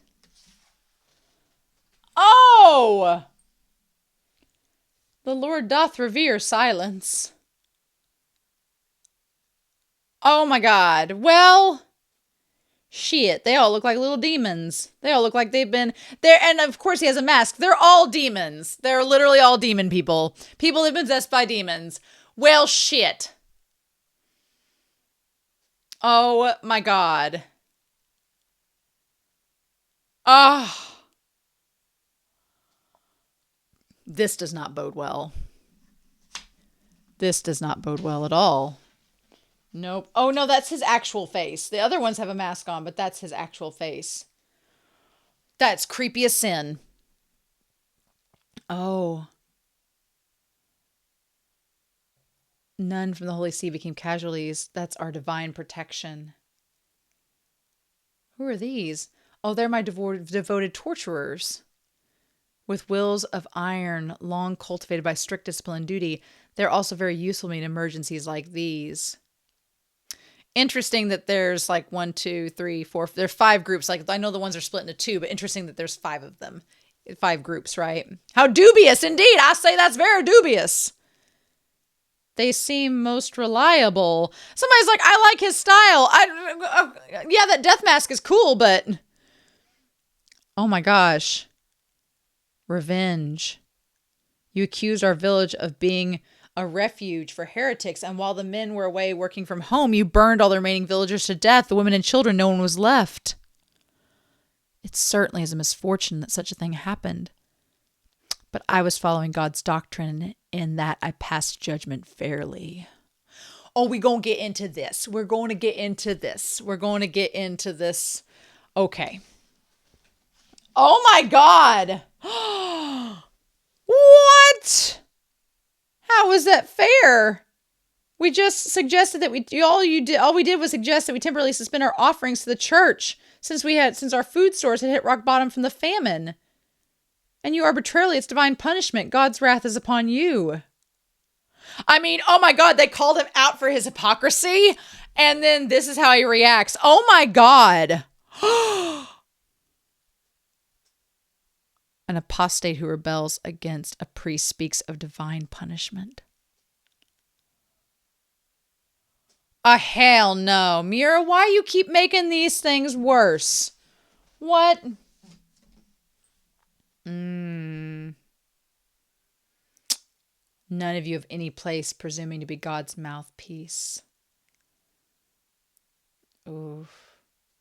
Those who would plot to murder a priest usually weren't burning or breaking on the wheel. Categorically answered.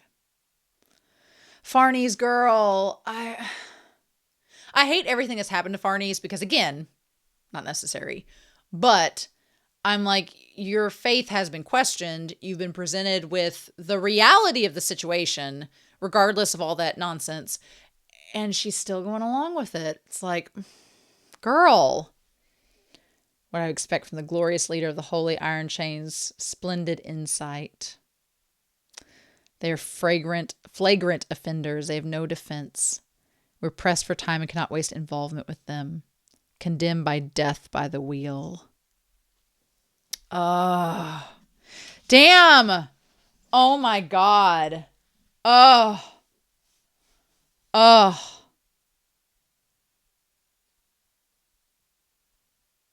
Girl. And Serpico's like, what, really? Maybe she does like seeing the way that because the demon was like, you enjoy seeing people suffer because it takes away, it gives you power when otherwise you would be powerless. So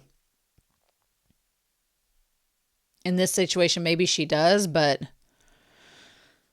oh my God. Oh, that's awful. Oh my God. Yeah, atrocious. Azon has the right idea. Well, hell, there's Casca. Oh my god, there's Casca. Oh. She's got nothing to do with this. Oh, come on now. Oh, no. Oh, no. And Casca's not in her right mind. She can't even speak. Oh, my God. Miura, why are we doing this? Is she crazy? Luca. My name is Luca. When I think I'm going to the same place they are, it makes me want to head back to my own plague-ridden village. Ugh. Come on, how long are you going to stand there? Staring at it's going to make you ill. Come on. Oh, that's awful.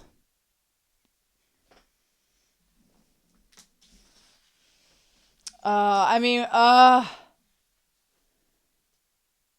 why you looking happy about these people getting eaten by crows? Why are you looking excited about it?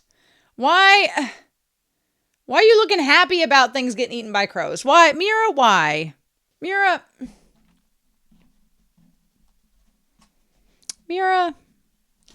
why?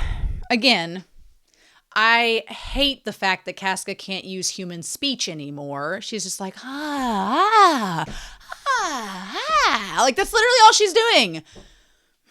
And she's just smiling dumbly with drool coming out of her mouth, watching people get flayed and eaten alive by crows. Why?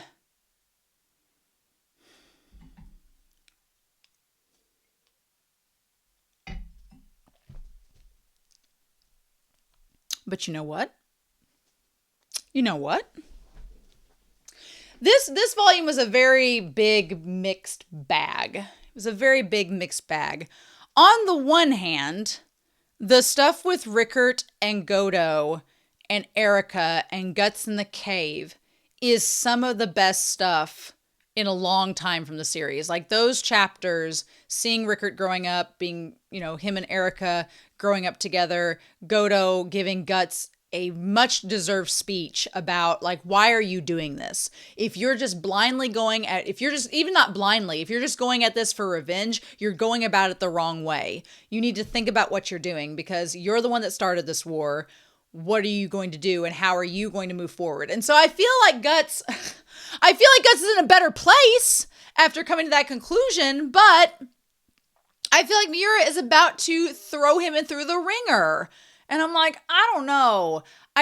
That part with Godo and Erica and Rickert and that part there sandwiched in there was fine. And even the stuff leading up to him taking Farnese away was fine. But this volume was really, really hard.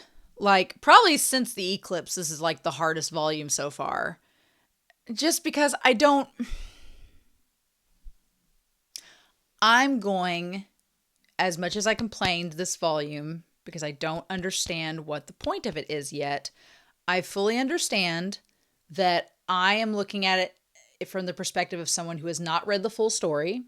I've not seen the volumes to come. We're going to go back to the drawing board. We're going to erase and go weeks since female characters or any character has been assaulted. I say female because there's only been one male character assaulted in the entire, like sexually assaulted in the entire series, and it's Guts. And since then, no male characters have really been assaulted. I mean, I guess Corcus would be the only other one, but he was eaten immediately. So he wasn't tortured, he just was killed. But other than that, they've all been female characters. So there's a trend. It's not fun. As a female viewer, it's not real fun to read. When you're a female character watching it, you're kind of like, awesome, cool. I can totally, here's characters I want to relate to and latch on to. Not. But I love the way that Casca's written, and I liked Jill's outcome to her story last week. And I was really thinking last week that since Jill had such a great ending, that maybe Miura was on an upturn. Maybe we weren't going to have that happen again. And then this volume was like, nope, we're back to the same old shit. So I would wipe the board clean. I'm going to say this. Starting next week, I'm going to try I don't like where this is headed. I feel like they're just setting up Casca to get tortured again. More times. I feel like Femto's going to show up and assault her again in front of Guts. Again. I hope that doesn't happen, but I have a feeling that's going to happen, and I'm going to be so freaking pissed. So I'm going to calm myself and hopefully ease all of your concerns for me, because I know as you've been to this point, you've probably wrote novels being like, Romania, you don't even know what's happening yet. You don't know that Casca's going to have this wonderful redemption. Well, she can't even talk yet. So she's walking around like a dumbass girl that ain't seen the light in 3 years. What's happening? I hate that. I really do. Like, if she didn't just have her memory and was still like a cohesive person, but my point is, I keep digressing. My point is, I'm going to trust you all. And starting next week, I'm going to trust you all. I'm going to be like, maybe there is some grand point to Casca now having the IQ of a baby. Maybe there's a reason for it. We'll see. Maybe she won't get burned alive at the stake. That seems like it would be rather harsh, but maybe that won't happen. Maybe she won't get assaulted again. We'll say that won't happen. Farnese, maybe there will be a point to her nearly getting fucked by a horse. Maybe there'll be a point to that. I know that there's stuff they're setting up, but maybe it will all be worth it, is what I'm saying. I understand the setup of these things, that you logically are going to hopefully see a payoff with them. I just want the payoff to be more rewarding than the suffering we had to go through to get there. That's usually how those things work. You have a character suffer, but then the reward makes it worth the while. Miura, you got a battle, sir. I hope you make this worth it with Farnese's character. I hope you make this worth it with Casca's character. I'm just saying. But I'm going to try starting next week to have a little faith in Miura, that he knows what he's doing, and that he has things planned for these characters that will make it all rewarding. And we'll just find out. So I'm sorry. I had so hoped, well, after volume 16 that we were past this. We're clearly not past this. So, but in the meantime, I'm excited to hear your comments down below. If you try to argue with me that there's such and such event in the future is going to happen that will make it all worth it, I'm not reading those comments, obviously. The moderator's going to tell me not to read them, so please don't waste your wrist movement trying to type out a big, long novel. Just wait till we get there, and then afterwards you can be like, well, back in volume 17, I wanted to tell you this, this, and this, and we'll go from there. But I'm not going to read anything that's trying to explain what's happening, because we'll get those answers in volumes to come. But I don't have a good feeling about this at all. I don't have a good feeling about this guy. Farnese has not learned her lesson. Farnese is just recessed even more. And Casca it's a good thing she's pretty, is what we can say. And I hate it, because her character is so better written than that. But to just see her dumbly walking around like, oh, they're getting eaten by ravens. Why are you doing this to one of my favorite characters, Miura? Why are you doing this to her? Why? Shame. Anyway, I'm going to go watch something happier to rinse this feeling of disdain out of my mouth, but I might go back and reread the chapters with Rickard and Erica, because they are like the one highlight of this that were really good. So in the meantime, I hope you all have a wonderful week. Please stay safe, take care, and I'll be back next week with more Berserk. Bye.